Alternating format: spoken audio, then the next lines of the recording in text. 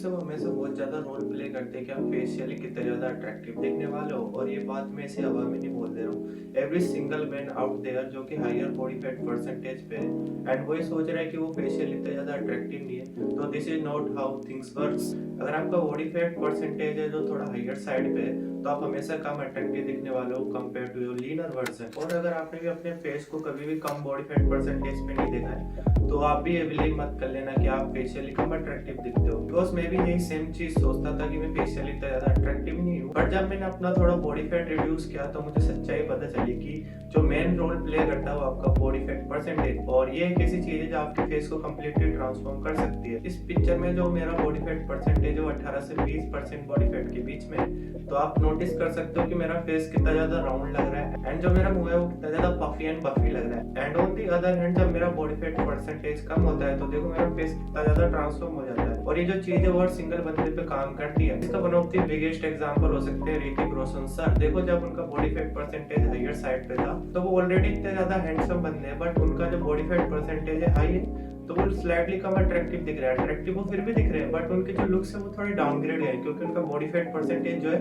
वो थोड़ा higher side पे है। ऑन द अदर हैंड जब वो और मूवी की प्रिपरेशन कर रहे थे तो देखो उन्होंने अपना बॉडी फैट गिराया, अपनी फिजिक पे ध्यान दिया, डाइटिंग करी अच्छी और बॉडी फैट लूज किया, तो देखो उनका फेस जो है कम्प्लीटली ट्रांसफॉर्म हो गया। और ये जो चीज है हर बंदे पे काम करती ही करती है, क्योंकि जो आपको body fat percentage slightly higher side पे होता है ना, जो आपके फेशियल फीचर्स है वो इतने ज्यादा विजिबल नहीं होते। एंड आपको ही पता होगा जितने ज्यादा आपके फेशियल फीचर्स है वो विजिबल होंगे उतने ज्यादा अट्रैक्टिव दिखने वाले हो। जब आपको बॉडी फैट परसेंटेज हाई होता है तो आपकी जो लाइन विजिबिलिटी अच्छी नहीं होती, जो आपकी चीक बोन है वो इतनी ज्यादा विजिबल नहीं होती, जो आपके लुक्स को डिटरमाइन करने में सबसे ज्यादा रोल प्ले करती है। बॉडी फैट कुछ नहीं होता, बॉडी फैट होती है स्टोर्ड एनर्जी जो हमारी बॉडी ने स्टोर करके रखी होती है। आप अपना बॉडी फैट कैसे लूज कर सकते हो? जो मेरा बॉडी फैट परसेंटेज है वो है under 15% body fat percentage and this is the golden body fat percentage. हर बंदा इस बॉडी फैट परसेंटेज को मेंटेन कर सकता है। इस बॉडी फैट को मेंटेन करने के लिए आपको इतना ज्यादा सेक्रीफाइस नहीं करना पड़ता, आपको बस थोड़ा सा मेंटेन करके चलना पड़ता है अपनी डाइट को। ओके, तो आप अपना बॉडी फैट कैसे रिड्यूस कर सकते हो? आपको बॉडी फैट रिड्यूस करने के लिए सबसे पहला पॉइंट तो होगा आपकी डाइटिंग। आपकी डाइटिंग ऑन पॉइंट होनी चाहिए। ऐसा नहीं कि आप daily burger chow mein and momo खा रहे हो और ये एक्सपेक्ट कर रहे हो कि आपका बॉडी फैट परसेंटेज भी कम हो जाएगा। बॉडी फैट कम होने से आपको बॉडी फैट जो है बढ़ उड़ जाएगा उल्टा, क्योंकि जो इन चीजों में कैलोरीज की जो मात्रा होती है वो बहुत ज्यादा होती है। जितने भी फास्ट फूड है उनमें बहुत ज्यादा कैलोरीज होती है और प्रोटीन के नाम पे घंटा कुछ नहीं होता। जितना कम बाहर का खाना खा सकते हो उतना कम बाहर का खाना खाओ, जितना ऑयली फूड कम खा सकते हो उतना ऑयली फूड कम खाओ, क्योंकि ऑयली फूड में ज्यादा कैलोरीज होती है, प्रोटीन के नाम पे कुछ भी नहीं होता है। डाइटिंग में आप क्या कर सकते हो? देखो डाइटिंग करने से पहले आपको एक चीज समझनी पड़ेगी, वो है मेंटेनेंस कैलोरीज। देखो मेंटेनेंस कैलोरीज वो कैलोरी होती है जिसमें जो आपका वेट है मेंटेन रहता है। जैसे मान लो आपका वेट है 59 अभी एंड जितना आप खाना डेली खा रहे हो वो कैलोरीज उतनी है जितना आपका वेट मेंटेन कर पा रही है। अगर आपको बॉडी फैट लूज करना है तो ऑब्वियस सी बात है आपको कैलोरीज कम करनी पड़ेगी अपनी डाइट में से। कैलोरीज कम कैसे करोगे? आपको जाना पड़ेगा कैलोरी डेफिसिट में। कैलोरी डेफिसिट में जाने के लिए आपको क्या करना पड़ेगा? आपके खाने की जो मात्रा है उसे कम करना पड़ेगा। जो आप खा रहे हो उससे थोड़ा कम खाना शुरू करना पड़ेगा एंड ज्यादा वर्कआउट करना पड़ेगा एंड ज्यादा मूव करना पड़ेगा। इसमें एक चीज और नोटिस करना, अगर आप बॉडी फैट लूज कर रहे हो तो अपना प्रोटीन इंटेक थोड़ा हाई रखना। तो आप प्रोटीन इंटेक अच्छा नहीं रखोगे ना तो आपका मसल लॉस भी होने वाला है साथ में, ठीक है? तो ट्राई करो जितना ज्यादा प्रोटीन कंज्यूम कर सकते हो करो एंड जितने कम कैलोरीज वाले फूड खा सकते हो खाओ। लीन प्रोटीन सोर्स वाले फूड खाओ, जैसे कि एग्स हो गए, चिकन हो गए।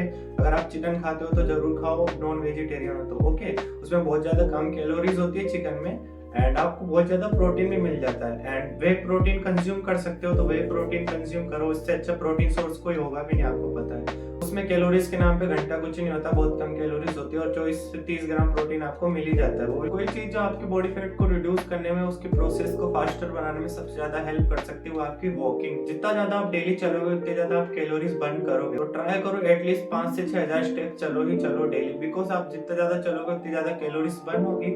एक तो आपने अपनी डाइट से कैलोरीज कम कर रखी है और आपकी कैलोरीज भी घटती जा रही है जितना ज्यादा आप चल रहे हो। और देखो बॉडी फैट ही छोड़ो, वो जो वॉकिंग है वो और चीज में हेल्प करती है अपन को। देखो आपका माइंड फ्रेश नहीं है तो आप वॉक पे चल जाओ, आपका जो माइंड है वो ज्यादा फ्रेश हो जाएगा। क्योंकि जब भी आप वॉक करते हो ना तो हैप्पी हार्मोन्स रिलीज होते हैं हमारी बॉडी में, जिससे जो हमारा माइंड है वो स्ट्रेस फ्री हो जाता है एंड आप किसी भी चीज पे कॉन्सेंट्रेट कर सकते हो वॉक करते करते। आपको कोई भी आइडिया आ सकता है घूमते घूमते। और जो तीसरा पॉइंट होने वाला है वो ऑफकोर्स होने वाला है आपका वर्कआउट। अगर आपने अपना बॉडी फैट तो रिड्यूस कर लिया बट आपके जो ओवरऑल बॉडी है उसका साइज ही कम हो जाएगा तो आपके अपीयरेंस है वो इतनी ज्यादा अट्रैक्टिव नहीं दिखने वाली, बिकॉज जो आपका मसल मास है वो बहुत ज्यादा रोल प्ले करता है आपके अट्रैक्टिवनेस में। अट्रैक्टिव दिखने के बजाय और ज्यादा गंदा दिखना शुरू हो जाओगे, क्योंकि आपका फ्रेम है वो पूरा ही खराब हो जाएगा। आप फेशियली तो अट्रैक्टिव हो जाओगे, लेकिन आपकी जो बॉडी है उसके एल लग जाएंगे अच्छी तरीके से। तो अपनी बॉडी को मेंटेन करने के लिए आपको करना पड़ेगा वर्कआउट। देखो, अगर आप जिम नहीं जा सकते तो सिंपली होम वर्कआउट करो, लेकिन करो, बिकॉज क्या होता है आपकी बॉडी फिट रहती है, उससे आपकी मसल ब्रेक होती है। तो आप प्रोटीन भी कंज्यूम कर रहे हो तो आपकी मसल तो बनेगी, आपकी जो मसल है वो गिरेगी भी नहीं। ओके,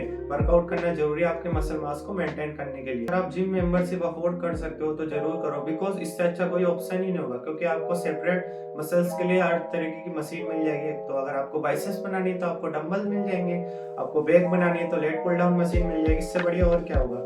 लेग बनानी है तो आपको लेग के लिए स्क्वाट्स की मशीन मिल जाएगी अलग। तो जिम ज्वाइन कर सकते हो तो करो, बिकॉज इससे अच्छा कोई ऑप्शन होने ही नहीं वाला आपकी बॉडी को बनाने के लिए। So that's it for today's video. मिलता हूँ मैं आपको इसके नेक्स्ट वीडियो में, तब तक के लिए bye bye, take care guys.